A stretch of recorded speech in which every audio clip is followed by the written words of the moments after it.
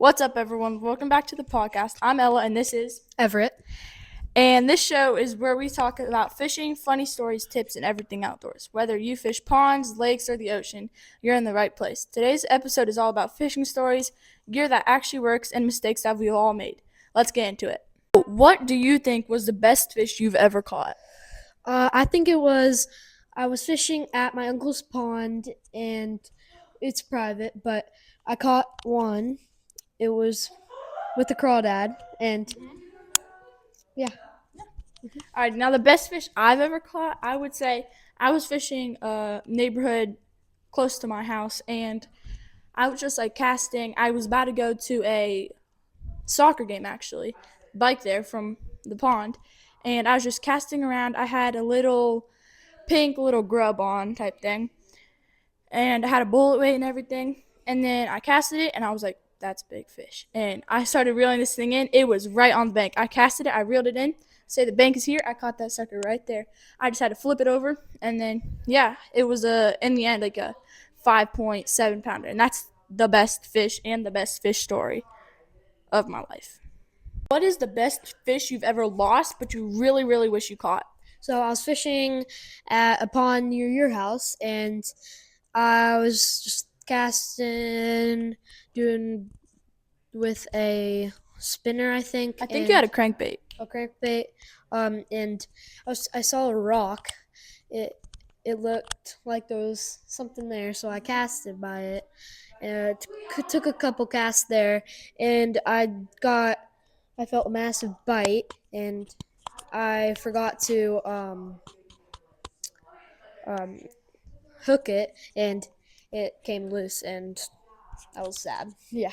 Yep, that was quite sad. And fun fact about that fish was it's the exact same fish that my PB is. It's the same pond, same fish. I'm almost certain because that fish exactly the same size, and almost in the exact same spot. So yeah. Okay. Now my fish that I really upset that I missed was a shark, 3 foot shark in the ocean. Early morning, sun was rising. We were at the ocean. It was so pretty. We had some beach chairs out. Casted a pull out. My line just starts spewing, and I have the shark. I have never caught a shark this big, and it just starts running, and I'm like, alrighty, all right. And it was 10 feet from me. I wish I ran out there and just grabbed its tail and pulled it in, but it snapped my line like so close. And it was a 3 foot shark, like biggest fish I would have ever caught, especially in the ocean. So I'm really upset I lost that fish. Yeah, but my dad was actually there, and he was sad. He felt bad that he didn't even go out there to catch it. Yeah, I remember that. yeah, because I had never rough. done that. I'm Yeah. not experienced in saltwater fishing, especially that was my first time ever saltwater fishing. But yeah. So, Ella, what would you think would be the best for someone to start with and to end with in their fishing? Alrighty, so if someone's new to fishing, I think they should start with, well, let's just say you're like 10 years old, whatever. I think you should start with probably a push button, Zebco, something cheap you can get at Walmart. So if you break it, it's not a big deal. You can repair it. And then towards the end, or as you get better and better, I think you get a nicer push button, and then you get a cheap spinning reel and a more expensive spinning reel.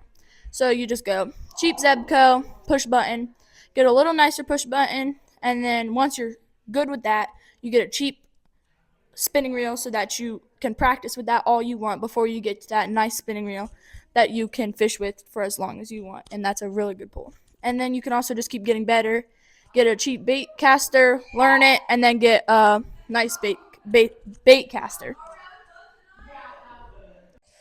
So, Everett, what do you think is the best bait or lure for young people trying to learn how to fish to use at the beginning of their fishing career? I think you should start out with a nice basic worm and hook, and then you should move up to um, a more basic minnow, and then end off with a nice whatever lure you want to choose, like top water to crank to spinner. Um, It doesn't really matter what you use, but just don't overdo it with the lures. And yeah. Try to keep it as simple as possible when it comes to lures and try to keep it natural. Alrighty, so our next segment is, do you like pond fishing or lake fishing better? In my opinion, I like, well, that's a hard question. But I think lake fishing, there's lots of variety, more nooks and crannies. You can find more fish, and you can take boats and kayaks on it. But pond fishing, they're more common, especially in my area. We don't have a lake by us, and it's just more common, and there's more fish just packed into one place. So it may be easier to catch fish. Everett, do you agree with everything I said? Yeah, you pretty much covered everything. A pond's nice to have in your backyard, like what you said. Yeah. In the end, we both think lake fishing because there's more variety and you can go on boats and kayaks and all that type of stuff.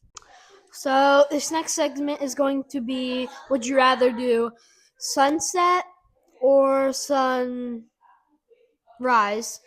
What do you think, Ella? In my opinion, they're both great. I think midday is probably the worst time to fish. Just overall, I think everyone can agree with me on that Yeah, I one. would But agree. I think sunrise, the only bad side with that is I'm not a morning person. I would rather sleep in. And so waking up early, I don't have full energy, and I feel like I can't catch the most fish in the morning. That's just for me, though.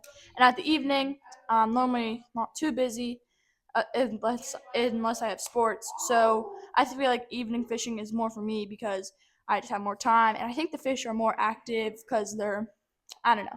I just think that I like evening fishing more than morning fishing because morning fishing is also can get cold, and I don't know. Just night fishing overall for me. How about you, Everett?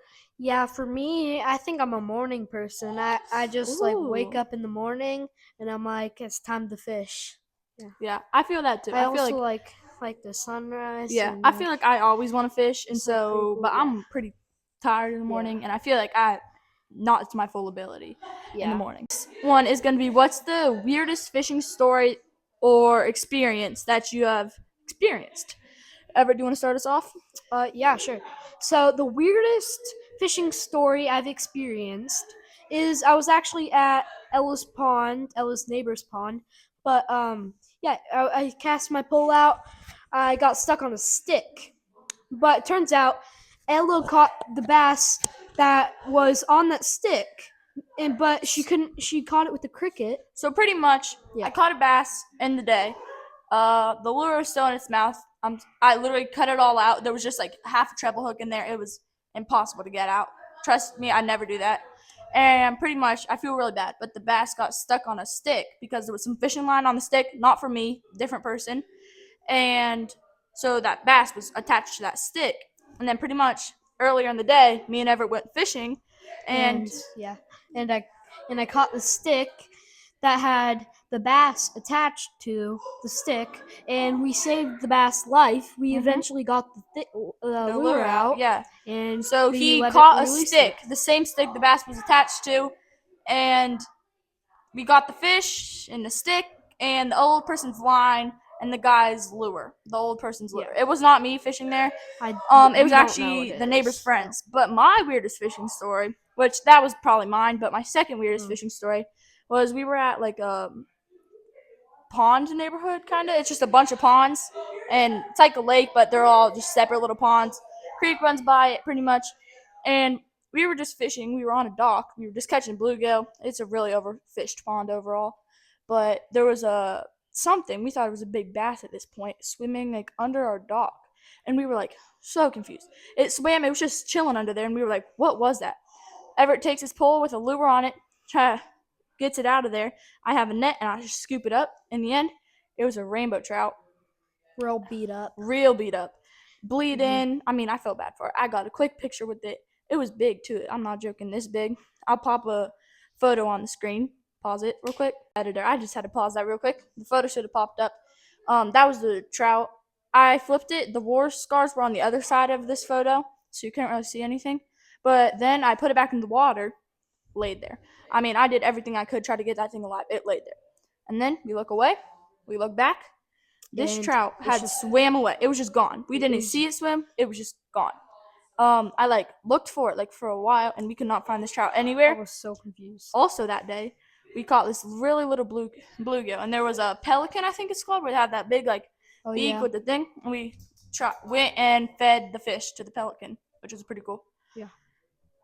That's a wrap on today's fishing podcast. If you want to see more of us, just hit the like button, hit the follow, subscribe button, and if you liked it, comment some of your fishing stories in the comments, and we'll pick our top 5 fishing stories and we'll read it on our next podcast. Yep. So I'll see you guys at the next one. If you like it, we'll do more. And so, peace out. Peace.